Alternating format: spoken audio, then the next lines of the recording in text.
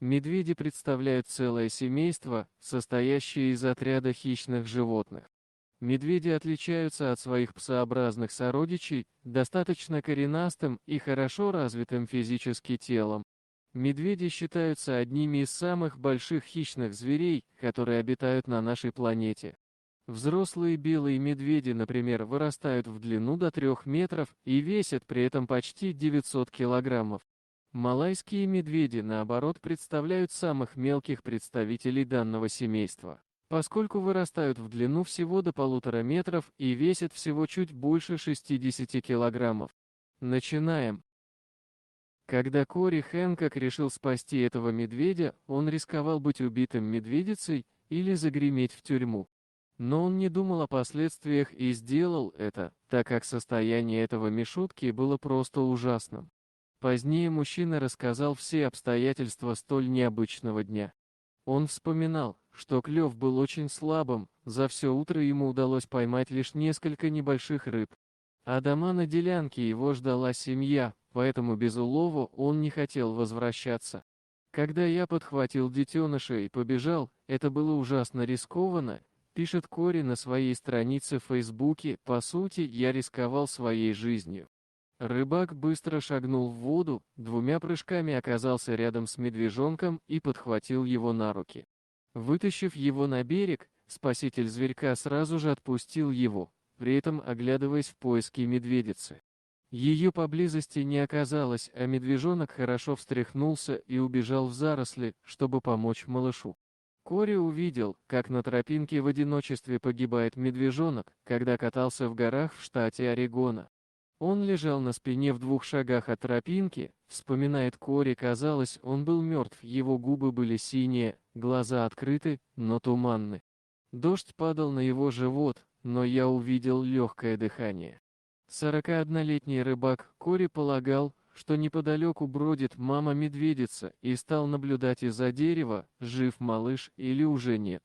Шли минуты, и дождь заливал его тело, пишет Кори. Пару раз он дернул лапами, и это было единственным доказательством, что животное еще живо.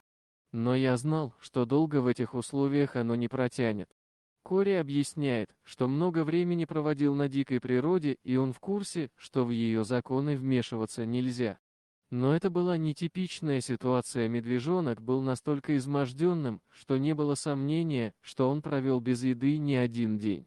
Благодаря своим познаниям в животном мире, Кори вспомнил, что бурые медведи чуют запах человека за 500 ярдов. Это означало только одно: мама-медведица точно знает, что Кори здесь. Выбора не было, чтобы оставить это существо погибать в лесу, и парень решился. Я подумал о своем сынишке.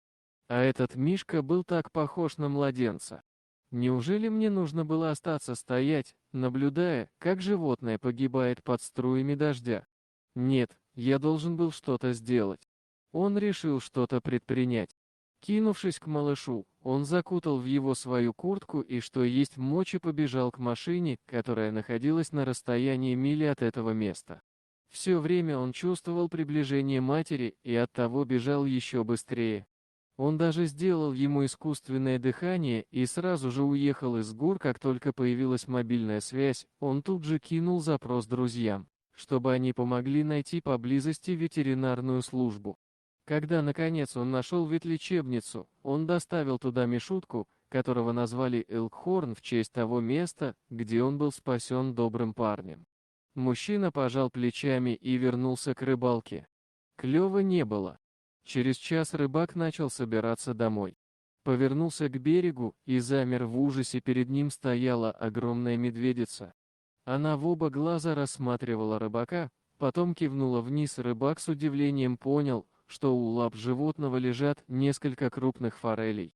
Видимо, медведица решила отблагодарить человека, спасшего ее дитя от неминуемой гибели, хотя это и кажется несвойственным для животных. В ветеринарной клинике малыша удалось реанимировать, и на следующий же день он пошел на поправку.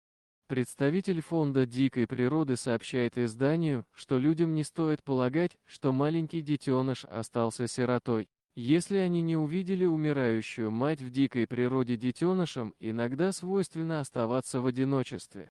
Кори мог быть оштрафован на $6000 или даже заключен в тюрьму за то, что вырвал дикое животное из среды своего обитания.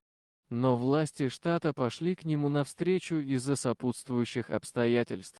«Я рад, что Элхарн выжил и будет жить где-то среди нас», — добавляет Кори, «и если вдруг я еще увижу что-то подобное, я поступлю точно так же.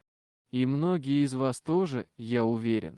Дорогие друзья, если вам понравилось видео, поставьте лайк, а также подписывайтесь на канал, где найдете еще много интересного.